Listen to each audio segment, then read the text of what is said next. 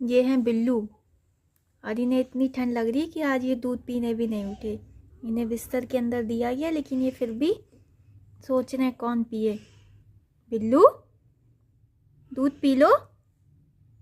तो गुनगुना करके लाओ, ये गुनगुना नहीं है। ठंडा हो गया, पी लो बेटा, जैसे पी लो। तुम लाफ में घुस गए थे, हम ढूंढते रहे।